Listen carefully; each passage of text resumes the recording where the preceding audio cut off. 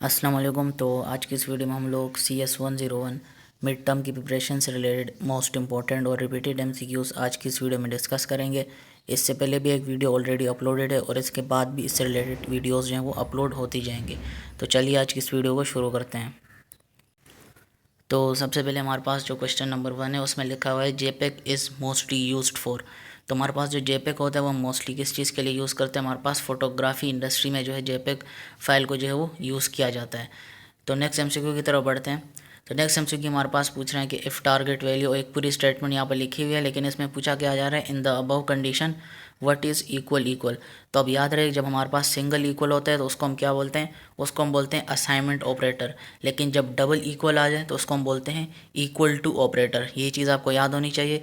जब हमारे पास double equal आ जाए उसका मतलब होता है इक्वल टू ऑपरेटर, और सिंगल इक्वल आ जाए इसका मतलब होता है असाइनमेंट ऑपरेटर। जैसे कोई वेरिएबल लिखते हैं उसको वैल्यू देते हैं तो तब असाइनमेंट ऑपरेटर यूज़ होता है। तो नेक्स्ट हमारे पास जो MCQ हमारे पास है, which of the following case does not exist in complexity theory. तो हमारे पास वो कौन सा केस होता है, वो केस आपसे पूछा जा रहा है। तो हमारे पास वो होता है जो कि एग्जिस्ट नहीं करता कॉम्प्लेक्सिटी थ्योरी में, वो हमारे पास होता है नल केस। इसका करेक्ट आंसर होगा। नेक्स्ट MCQ की तरफ बढ़ते हैं। In dash one user can executing several task simultaneously. तो हमारे पास कौन सा जो है प्रोसीजर होता है जिसके अंदर हमारे पास जो एक यूज़र जो है वो हमारे पास मल्टीपल टास्क को जो है वो सिमल्टेनियसली एग्जीक्यूट कर रहा होता है। तो हमारे पास होती है मल्टीटास्किंग, जिसमें एक यूज़र सेवरल टास्क यानी एक से ज़्यादा टास्क को कर रहा होता है एक यूज़र, तो वो कहलाती है मल्टीटास्किंग। नाम से ही जैसे पता चल रहा है हमें। नेक्स्ट MCQ हमारे पास है, which of the following protocols helps to store the mail messages on mail server machine. तो वो कौन सा होता है? हमारे पास POP3 होता है। तो आपने याद रखना है कि कौन सा प्रोटोकॉल होता है जो कि मैसेजेस और मेल को स्टोर करते हैं मेल सर्वर मशीन पे। तो हमारे पास होता है POP3, ये आपने याद रख लेना है। नेक्स्ट MCQ हमारे पास है, many researchers believe that every activity of the human mind including imaginative creativity and decision making is the result of dash excel. तो हमारे पास इसका करेक्ट आंसर जो होगा हमारे पास है प्रोग्राम एक्सेल। एक की ट्रू स्टेटमेंट है, आपने इसको एज इट इज़ याद रख लेना है। कौन सा एक्सेल होगा? प्रोग्राम एक्सेल होगा। नेक्स्ट MCQ हमारे पास है, step wise refinement is a dash methodology in that it progresses from the general to the specific. तो हमारे पास इसका करेक्ट आंसर होगा स्टेप वाइज रिफाइनमेंट में क्या है, ये क्या है हमारे पास एक हैंड आउट्स की बाकायदा लाइन होगी जिसमें बोल रहे हैं कि स्टेप वाइज रिफाइनमेंट क्या है, एक डैश मेथोडोलॉजी है। तो हमारे पास ये है टॉप डाउन मेथोडोलॉजी। तो आपको स्टेप वाइज रिफाइनमेंट के बारे में पता होना चाहिए, और ये एक स्टेटमेंट उठा के एज इट इज़ लिखी हुई है यहाँ पर। ये कौन सी रिफाइनमेंट है? Is a top down methodology. Next MCQ हमारे पास है, Leibniz machine were achieved by observing the dash position. तो हमारे पास जो ये मशीन थी किस वजह से अचीव हुई थी? किस चीज़ को ऑब्जर्व करते हुए? Observing the dash position. किस चीज़ की पोजीशन को? फाइनल गियर की पोजीशन को देखते हुए ये मशीन जो है वो अचीव की गई थी। तो फाइनल गियर इसका करेक्ट आंसर होगा, ये आपने याद रख लेना है। नेक्स्ट हमारे पास MCQ नंबर 9 है जिसमें बोल रहे हैं कि search engine can search dash type of information. तो सर्च इंजन हमारे पास किस टाइप की इन्फॉर्मेशन को जो है वो सर्च इंजन जो है वो सर्च कर सकता है? हमारे पास हो सकती है डॉक्यूमेंट्स, हो सकती है इमेजेस, हो सकती हैं और वीडियोस। तो इन तीनों फॉर्मेट्स को आपने याद रखना है जिसको हम जो है सर्च इंजन में सर्च कर सकते हैं इस टाइप के इन्फॉर्मेशन को। जैसे गूगल में हम सर्च करते हैं उसके बारे में बात हो रही है। नेक्स्ट MCQ हमारे पास है, dash tells how many places are required to move radix point. यानी कौन सी चीज़ हमें बताती है कि कितने प्लेसेस जो है वो रिक्वायर्ड होते हैं रेडेक्स पॉइंट को मूव करने के लिए। तो हमारे पास है मेंटिसा फील्ड जो है वो हमें बताती है कि हम कितने प्लेसेस को जो रिक्वायर्ड है उनको मूव कर सकते हैं रेडेक्स पॉइंट पे। नेक्स्ट MCQ हमारे पास है, the repetitive use of an instruction or sequence of instruction is called dash. तो हमारे पास जब रिपीटेटिव वर्ड आ जाए तो इसका मतलब होता है लूप, और इस लूप इसका जो है वो करेक्ट आंसर है। रिपीटेटिव जो चीज़ होती है हमारे पास लूप में जो है वो कंसिडर की जाती है। नेक्स्ट MCQ हमारे पास है MCQ नंबर 12 जिसमें हमारे पास बोल रहे हैं कि the HTML source document consist of 2 section dash and dash. तो HTML हमारे पास जो है एक डॉक्यूमेंट है, उसके अंदर क्या बोल रहे हैं? कंसिस्ट करते हैं 2 सेक्शन पे, और वो 2 सेक्शन के नाम पूछे जा रहे हैं कि वो कौन कौन से होते हैं। तो एक हमारे पास हेड होता है जिसके अंदर हमारे पास टाइटल वगैरह सारी चीज़ें आ जाती हैं। उसके बाद जो और फंक्शनलिटीज़ वगैरह स्क्रिप्टिंग को ऐड करने के लिए हम जो है हेड को यूज़ करते हैं। उसके बाद बॉडी के अंदर जो है वेबसाइट वगैरह और बाकी जो भी चीज़ें होती है उनका सारा स्ट्रक्चर बॉडी के अंदर आ जाता है। तो ये 2 सेक्शन होते हैं हमारे पास, हेड और बॉडी। तो ये आपने याद रख लेना है। नेक्स्ट एमसीक्यू हमारे पास है dash was the first to implement the web. तो हमारे पास वो पहले बंदे का नाम हमने बताना है जिसने इम्प्लीमेंट किया था वेब को। तो हमारे पास कौन था, वो था टिम बर्नर्स ली। तो आपने इस बंदे का नाम याद रख लेना, ये हमारे पास फर्स्ट था जिसने वेब को इम्प्लीमेंट किया था। नेक्स्ट एमसीक्यू हमारे पास है dash tag gives you dash tag give you particular information of any website. तो हमारे पास कौन सा टैग होता है जो कि हमें पर्टिकुलर इंफॉर्मेशन देता है किसी भी वेबसाइट का, तो वो टैग हमने बताना है। तो वो टैग क्या होता है, इन्फो टैग हमारे पास होता है। इन्फो टैग आपने याद रख लेना है। नेक्स्ट एमसीक्यू हमारे पास है distinction between program believed to be correct and the program that is correct is. तो वो कौन सा होता है हमारे पास, सॉफ्टवेयर वेरिफिकेशन। तो हमारे पास distinction between program believe to be correct and the program that is correct is. तो ये एक उल्टी सीधी स्टेटमेंट है, इसको आप सम मीनिंग करेक्ट में समझा नहीं सकता, आपने इसको एज इट इज़ याद रख लेना है। और इसका करेक्ट आंसर क्या होगा हमारे पास, सॉफ्टवेयर वेरिफिकेशन इसका करेक्ट आंसर होगा। नेक्स्ट एमसीक्यू हमारे पास है MCQ number 16, the connection between networks to form an internet is handled by devices known as. तो नेटवर्क के दरमियान का जो कनेक्शन होता है जो कि एक इंटरनेट फॉर्म करता है, वो किस चीज़ इज़ हैंडल्ड बाय डिवाइसेस, वो किस डिवाइसेस के थ्रू जो है वो हैंडल किया जाता है। तो हमारे पास क्या कहलाते हैं, वो हमारे पास होते हैं राउटर्स, और इसका करेक्ट आंसर राउटर होगा। इस पर आपने क्लिक कर देना है। नेक्स्ट एमसीक्यू हमारे पास है वो introduce the idea of storing the program in main memory. तो वो कौन बंदा था, तो अभी आपको पता कैसे चलेगा, नीचे जब बंदों के नाम लिखे होंगे तो उससे हमें पता चल जाएगा कि बंदे का नाम पूछा जा रहा है। तो वो इंट्रोड्यूस द आइडिया, किसने ये आइडिया जो है वो इन्वेंट किया था of storing the program in main memory, कि प्रोग्राम को मेन मेमोरी में स्टोर करना। तो वो हमारे पास था जॉन वॉन न्यूमैन। तो अब ये देखें जॉन 2 में लिखा हुआ है, तो आपने एज इट इज़ देख के रट्टे नहीं लगाने, प्रॉपर नेम आपको जो है वो याद होना चाहिए किसने क्या चीज़ की थी। तो जॉन के साथ वॉन न्यूमैन आगे लिखा हुआ है, चाइनीज़ जैसे बंदे का नाम लग रहा है। नेक्स्ट एमसीक्यू हमारे पास है वो introduce the idea of storing the program in main memory, already discuss कर चुके हैं, John von Neumann. Next MCQ हमारे पास है while sending a message it is the dash layer's responsibility to provide an address. तुम्हारे से इस layer का नाम पूछा जा रहा है, जब हम मैसेज सेंड करते हैं तो वो कौन सी लेयर जो है उसकी रिस्पॉन्सिबिलिटी होती है कि वो एक एड्रेस प्रोवाइड करे, वो हमारे पास होती है एप्लीकेशन। तो आपने इसको याद रख लेना है। नेक्स्ट हमारे पास है MCQs number 20, computer hardware is the collection of. तो computer hardware is a collection, किस चीज़ की कलेक्शन है, वो है physical part of a computer system. इसका करेक्ट आंसर होगा, ये आपने याद रख लेना है। नेक्स्ट एमसीक्यू की तरफ बढ़ते हैं। MCQ number 21, to control access to the printer the dash must keep track of whether the printer has been allocated. तो to control access to the printer the dash must keep track. तो हमारे पास कौन सी चीज़ होगी जो कि track को जो है वो must keep track of whether the printer has been allocated. तो हमारे पास क्या होता है, ऑपरेटिंग सिस्टम होता है। तो ये आपने याद रख लेना है, इसका करेक्ट आंसर ऑपरेटिंग सिस्टम होगा। नेक्स्ट एमसीक्यू नंबर 22 है, उसमें बोला जा रहा है कि which program do you use to create a spreadsheet. तो स्प्रेडशीट बनाने के लिए हम कौन सा प्रोग्राम यूज़ करते हैं, तो MS एक्सेल यूज़ करते हैं, ये तो आपको पता ही होगा। स्प्रेडशीट किसके लिए, स्प्रेडशीट बनाने के लिए हम जो है वो कौन सा प्रोग्राम यूज़ करते हैं, MS एक्सेल इसका करेक्ट आंसर है। एमसीक्यू नंबर 23 में देखते हैं हमारे पास क्या पूछा जा रहा है, which of the following languages is used for client side scripting. तो क्लाइंट साइड स्क्रिप्टिंग के लिए हमारे पास कौन सी लैंग्वेज यूज़ होती है इनमें से, तो हमारे पास वो होती है जावास्क्रिप्ट। इसका करेक्ट आंसर आपने याद रख लेना है। नेक्स्ट एमसीक्यू हमारे पास है, which of the following is not true about pseudo code.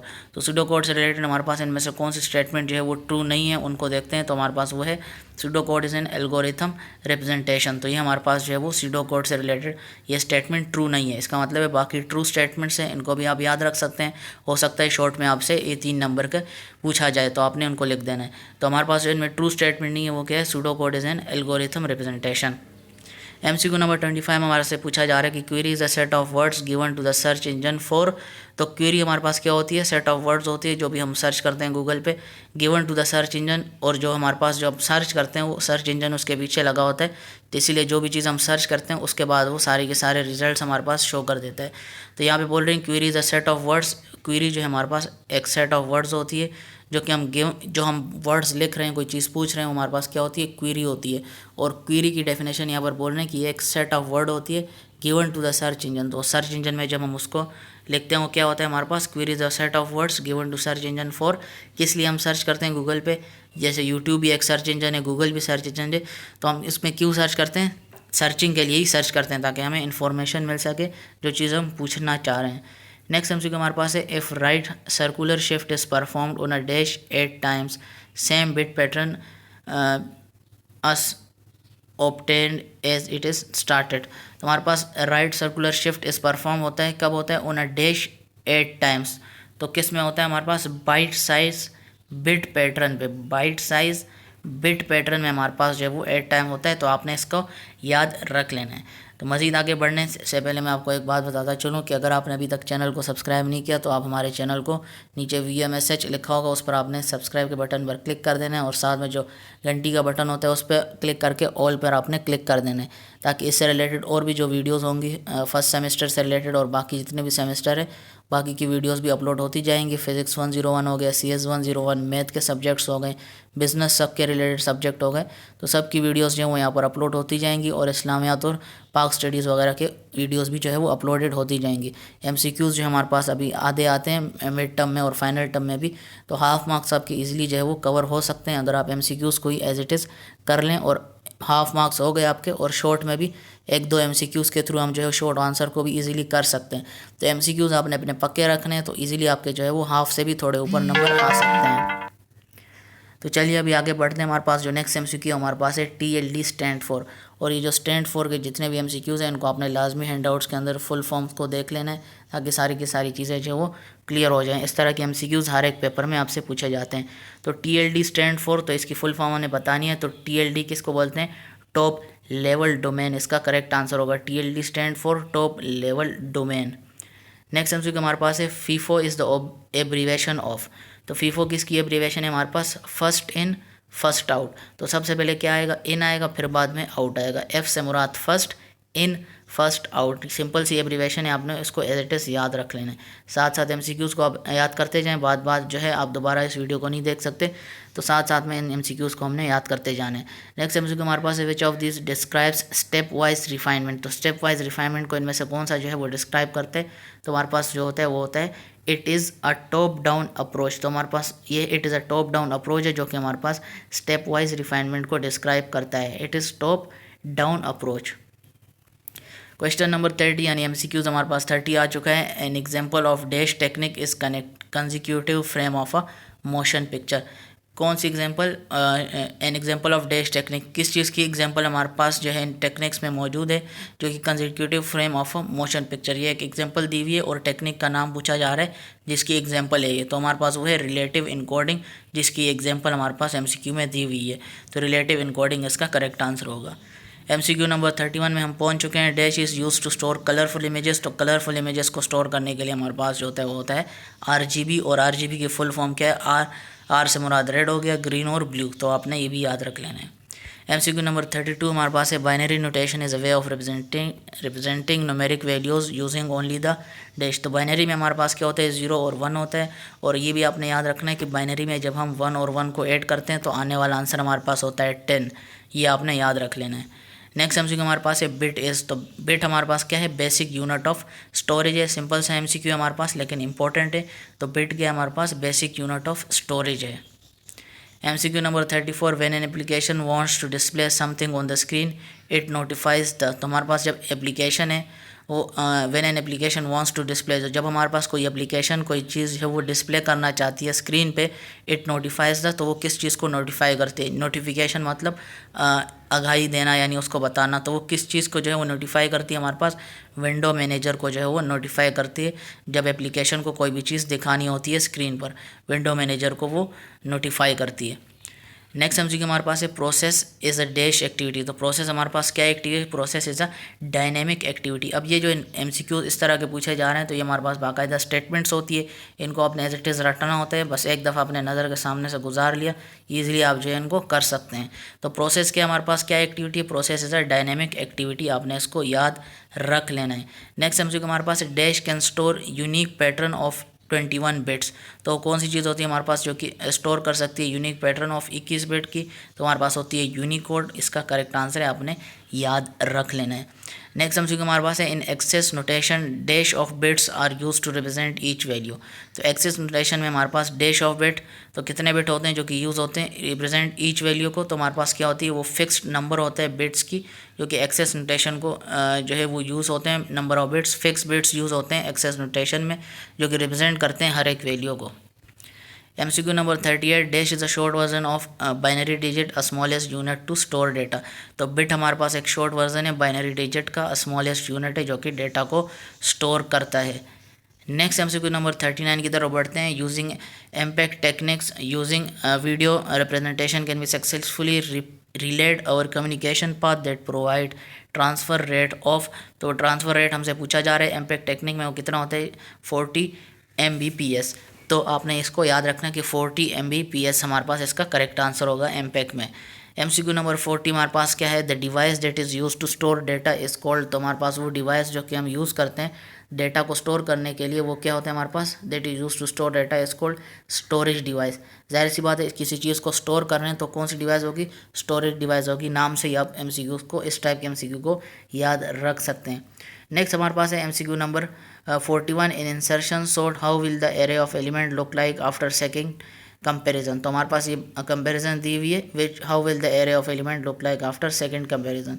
34, 8, 64, 51, 32 और 21। तो हमारे पास जो इसका करेक्ट आंसर होगा हमारे पास होगा 8, 21, 32, 34, 51 और 64। इसका जो है वो करेक्ट आंसर होगा। इसकी सीक्वेंस को आप देख सकते हैं कि सीक्वेंस को किस तरह से आगे पीछे किया गया है। और इंसर्शन सॉर्ट को जो है आपने इस टाइप को ऐसे रिलेटेड जितने भी आपके पास जो हैंडआउट्स में न्यूमेरिकल टाइप MCQs है जितने भी, उसको आपने देख लेना है कि इसको हमने किस तरह से इंसर्शन सॉर्ट में हमारे पास जो एरे ऑफ एलिमेंट होता है उसको हमने किस तरह से कंपैरिजन के थ्रू आगे पीछे करना होता है। बस यहाँ पर वैल्यूज़ को आगे पीछे किया हुआ है। 8 शुरू में आ गया, उसके बाद 21 आ गया। तो ये क्यों आ गया, किस तरह से आ गया, इसको आपने देख लेना है। 8, 21, 32, 34, 51 और 64। तो ये वैल्यूज़ आहिस्ता आहिस्ता जो है वो स्मॉल से जाके बिगेस्ट की तरफ जो है वो बढ़ रही है। इसमें फ़िलहाल मुझे यही नज़र आ रहा है। बाकी आप जो है इसको डिटेल में जाकर इसके टॉपिक को डिस्कस कर सकते हैं। फ़िलहाल इसका जो करेक्ट आंसर है वो हमारे पास यही है 8, 21, 32, 34, 51 और 64। स्मॉलेस्ट से वैल्यूज़ आगे ग्रेटेस्ट की तरफ जा रही है। लेकिन बाकी ऑप्शन में हम देखते हैं तो 8 के बाद डायरेक्ट 34 आ रहा है, 32 आ रहा है। लेकिन हमारे पास इसमें जो है प्रॉपर सीक्वेंस है, स्मॉलेस्ट टू लार्जेस्ट की तरफ हमारे पास वैल्यूज़ जा रही हैं। नेक्स्ट MCQ नंबर 42 है हमारे पास। 42 में बोल रहे हैं dash is a form of magnetic system. तो कौन सी फॉर्म है हमारे पास मैग्नेटिक सिस्टम की, तो हार्ड डिस्क हमारे पास एक फॉर्म है मैग्नेटिक सिस्टम की। तो hard disk is a form of magnetic system, आपने याद रख लेना है। बेसिक एरिथमेटिक ऑपरेशन, और तो बेसिक एरिथमेटिक ऑपरेशन हमारे पास कौन सी होती है, तो बेसिक एरिथमेटिक ऑपरेशन हमारे पास होती है प्लस, माइनस और मल्टीप्लाई को स्टार से लिखेंगे और डिवाइड को स्लैश से लिख देंगे। तो आपने इसको एज इट इज़ याद रखना है, या फिर आप इसको भी इस तरह से भी याद रख सकते हैं, डी मास, D division, M multiply, A addition और S सब्सट्रैक्शन। तो DMAS को आपने याद रख लेना है, तो आप चीज़ें इजीली याद रख सकते हैं। क्वेश्चन नंबर 44 यानी MCQ नंबर 44 आ गया हमारे पास। In hexadecimal notation 1111 is represented by. तो हेक्साडेसिमल नोटेशन में हमारे पास जो 1111 जो होते हैं हमारे पास किस चीज़ से रिप्रेजेंट होता है, तो हेक्साडेसिमल नोटेशन में हमारे पास 1111 हमारे पास F से रिप्रेजेंट होता है। नेक्स्ट MCQ नंबर 45 है, which is the correct format to find out a value from any given list. तो हमारे पास इनमें कौन सा होता है करेक्ट फॉर्मेट किसी भी चीज़ की वैल्यू को जो है लिस्ट में से फाइंड आउट करने के लिए। तो हमारे पास सर्च के साथ हमने जो है वो ब्रेसेस लगा देने, तो सर्च और ये दो ब्रैकेट लगा देने अपने ब्रेसेस वाले। तो आपके पास जो है वो इस क्वेरी से रिलेटेड हम जो है वैल्यू को गिवन लिस्ट में सर्च आउट कर सकते हैं। MCQ नंबर 46, तुम्हारे पास इसमें जो है which of the following is the component name of iterative structures in which initiative state is establish. तो इसमें हमारे पास जो करेक्ट आंसर क्या है, तो वो यहाँ पर लिखा हुआ है इनिशियलाइज, नॉट श्योर, सी में भी करेक्ट आंसर। तो इसमें जो आपको करेक्ट आंसर जो है, जिसने इसको एज इट इज़ जिसको पता होगा इसका करेक्ट आंसर क्या है, तो इसका आंसर जो है आप नीचे कमेंट में बता सकते हैं। मैं उस कमेंट को जो है वो पिन कर दूंगा ताकि इसका आंसर भी जो है वो करेक्ट हो जाए। और ये जो श्योरिटी है हमारे पास, जो यहाँ पर हमें correct answer as it is नहीं पता, तो वो भी हमारे पास करेक्ट हो जाएगा। जिसको पता होगा नीचे कमेंट में आपने बता देना है। अगर ये करेक्ट आंसर है तो आपने वो भी बता देना है। अगर आपको इसका करेक्ट आंसर पता है तो वो भी आप लिख सकते हैं। तो हमारे पास फिलहाल इस MCQ से रिलेटेड डाउट है कि हमारे पास जो कंपोनेंट होगा इटरेटिव स्ट्रक्चर का वो कौन सा होगा। तो हमारे पास इनिशियलाइज वाला है जिसमें हम इनिशियल स्टेट इज एस्टेब्लिश होते हैं। तो इनिशियल स्टेट से रिलेटेड ही इनिशियलाइज पे क्लिक कर दिया गया है। डाउट की बेसिस पे हमारे पास ये इसका आंसर करेक्ट है रॉन्ग है ये हमें करेक्ट पता नहीं है। जिसको पता होगा नीचे कमेंट में वो बता दें। उस स्टूडेंट का कमेंट जो है हम पिन कर देंगे ताकि बाकी स्टूडेंट्स के जो आंसर है वो भी करेक्ट हो जाए। नेक्स्ट MCQ की तरफ बढ़ते हैं जिसमें एक एब्रीवेशन पूछी जा रही है TIFF is the abbreviation of. तो TIFF की एब्रीवेशन हमारे पास क्या है, टैग्ड इमेज फाइल फॉर्मेट। तो इमेज कौन सी होगी, टैग्ड होगी, जिसके अंदर कोई नाम वगैरह दे देंगे। तो टैग्ड इमेज फाइल फॉर्मेट इसका करेक्ट आंसर होगा, इसको आपने याद रख लेना है। नेक्स्ट एमसीक्यू हमारे पास एमसीक्यू नंबर 48 है, dash loop structure refer to as a post test loop. तो हमारे पास कौन सा लूप स्ट्रक्चर होता है, हमारे पास रिपीट लूप स्ट्रक्चर होता है, जिसमें हम पोस्ट टेस्ट लूप को जो है वो रेफर करते हैं। नेक्स्ट एमसीक्यू हमारे पास 49 है, जिसमें बोलते हैं digit on left side of point represent था। तो लेफ्ट साइड पे जो डिजिट होते हैं वो left side of point represent क्या करता है डिजिट का, वो हमारे पास वोल नंबर को रिप्रेजेंट करता है। एमसीक्यू नंबर 50, और ये हमारे पास इस वीडियो का लास्ट एमसीक्यू होगा, क्योंकि बहुत ज़्यादा एमसीक्यूज़ जो है वो एक वीडियो में नहीं कवर किए जा सकते। बहुत से स्टूडेंट्स जो बोलते हैं वो बोलते हैं वीडियो लंबी हो जाती है, फिर उसको देखना थोड़ा मुश्किल होता है। तो इसीलिए 50 एमसीक्यूज़ मैंने जितना जल्दी बोल सकता था, जितने जल्दी जो है एमसीक्यूज़ को कवर कर सकता था, मैंने कोशिश की। इसमें 50+ एमसीक्यूज़ कवर हो चुके हैं। अब नेक्स्ट वीडियो जो है उसके अंदर मज़ीद इसके आगे के एमसीक्यूज़ जो है वो डिस्कस किए जाएंगे। आपने प्रॉपरली वीडियोज़ को जो है वो फॉलो करते जाना है, और प्लेलिस्ट का लिंक नीचे डिस्क्रिप्शन में मौजूद होगा, उसके थ्रू जो है आप बाकी की वीडियोज़ भी देख सकते हैं। क्वेश्चन नंबर 40 यानी एमसीक्यूज़ क्वेश्चन नंबर 50 हमारे पास, इसमें लास्ट एमसीक्यू 50 इस वीडियो का। Establishing a well-defined set of building block from which algorithm representation can be constructed. Such a building block is called, तो ऐसी बिल्डिंग को हम क्या बोलते हैं, प्रिमिटिव बोलते हैं। तो हमारे पास इस वीडियो का लास्ट एमसीक्यू है। इसी तरह की वीडियोस जो आपको मिलती जाएंगी इसी चैनल पर। अपने चैनल को लाजमी सब्सक्राइब कर देना है। अगली वीडियो में मिलेंगे। अल्लाह हाफिज़।